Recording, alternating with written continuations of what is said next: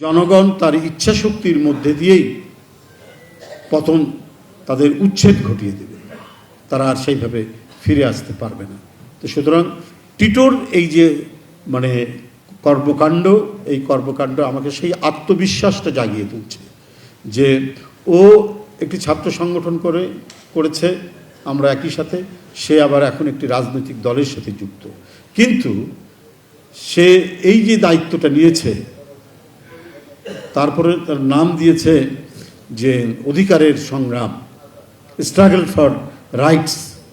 অবশ্যই struggle for rights মানে শিল্পী সাহিত্যিকরা মানে তাদের সকল কর্মেই তাদের যে মানে ম্যানিফেস্টো, তাদের যে প্রকাশ তাদের শিল্পকর্মের মধ্যে দিয়ে, এটা তো কত রক্তচক্ষুকে উপেক্ষা করে তাদেরকে সেই কাজটি করতে হয়েছে। যারা স্বাধীন বিবেক নিয়ে, তাদেরকে যতক্ষণ পর্যন্ত না স্বাধীন বিবেক নিয়ে না কাজ করবে, ততক্ষণ পর্যন্ত আপনার ভালো সৃষ্টি মানে শিল্পী তার শিল্প সৃষ্টি করতে পারবে না যদি তার মধ্যে স্বাধীন বিবেক, এবং স্বাধীন বিবেকের জন্য স্বাধীন পরিবেশ দরকার। লাল চোখ, রক্তচক্ষু কখনোই একটি উন্নত শিল্প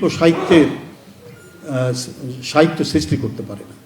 আমাদের কিন্তু সাহিত্যের ক্ষেত্রে, আমি সত্যি আমাদের একজন বড় কবি এখানে আছেন রেজাউদ্দিন ইসলামী, তার বলি যে আমাদের কিন্তু মানে অনেক দিক থেকে সাহিত্যের ক্ষেত্রে আমরা কিন্তু আমাদের একটু অধঃপতন নামছে, খুব অধঃপতন নামছে তা বলবো না, কিন্তু কিছুটা আমাদের, আমি ঠিক অধঃপতন বলবো না, কিছুটা পতন নামছে, সেইটা আমাদের ঠেকাতে হবে। এটাও তো কি বলবো যে আমাদের সাংস্কৃতিক কর্মকাণ্ড, আমাদের শিল্পকর্মের একটি অংশ। আমাদের গদ্য সাহিত্য অনেকটাই দুর্বল হয়ে পড়ছে, আমাদের জাগরিত করতে হবে, কারণ আমরা আমাদেরটা নিয়েই আমাদের গড়ে তুলতে হবে, আমাদেরকেই ফেস করতে হবে।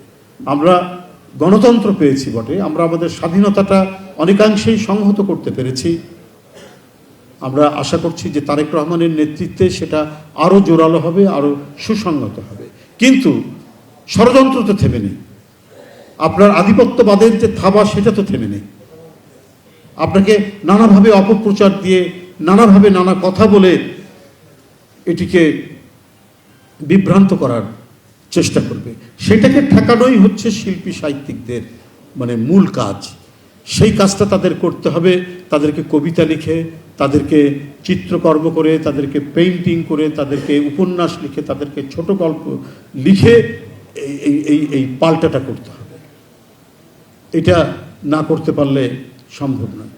কবি আল মাহমুদ সাহেব একটি কথা বলেছিলেন, যখন হুমায়ুন আহমেদের উপন্যাস নিয়ে খুব কথাবার্তা চলছে, খুব উন্নত মানের সাহিত্যিক যারা বলে বিবেচিত, তারা তার উপন্যাসকে সস্তা উপন্যাস, অমুক উপন্যাস ইত্যাদি ইত্যাদি খুব কথা, এসব কথা বলে বলছিলেন, কিন্তু আল মাহমুদ বলছেন যে তার কি উপন্যাস কেমন কি জানি না, সে বাংলাদেশের একজন শক্তিশালী রাইটার, এবং সে একটি সাহিত্যিক আগ্রাসনের কাউন্টার করতে পেরেছে দারুণভাবে।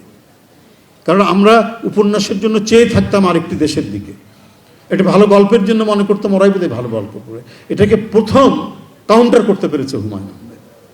তাই হুমায়ুন আহমেদ আমাদের একজন গর্বের সাহিত্যিক, এটা নিঃসন্দেহে বলতে পারি, উনি যে পন্থী হোক না কেন, কারণ তিনি একটি আগ্রাসনকে প্রতিহত করতে পেরেছেন তার সাহিত্যকর্মের মধ্যে দিয়ে।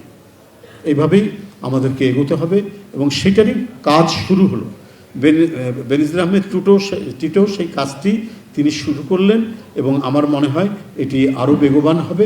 এবং আমি শুধু কথা বলবো না, শুধু বিএনপির কথা বলবো না, বা আমাদের এই রাজনৈতিক কথা বলবো না, যারা দেশপ্রেমিক, যারা এই দেশের স্বাধীনতা সার্বভৌমত্বটাকে অক্ষুণ্ণ রাখতে চান এবং নিজের পায়ে দাঁড়ানোর যারা আকাঙ্ক্ষা পোষণ করেন যে বাংলাদেশ তার সকল কাজে নিজের পায়ে দাঁড়াবে এবং বিশ্বের কাছে সে মাথা তুলে দাঁড়াতে পারবে প্রত্যেকটি কাজে, কি অর্থনৈতিক ক্ষেত্রে, কি প্রযুক্তির ক্ষেত্রে, কি শিল্প সাহিত্যের ক্ষেত্রে, এইটা যারা বিশ্বাস করেন তারা আমার মনে হয় টিটো যে সাংস্কৃতিক আন্দোলন, যে শিল্পের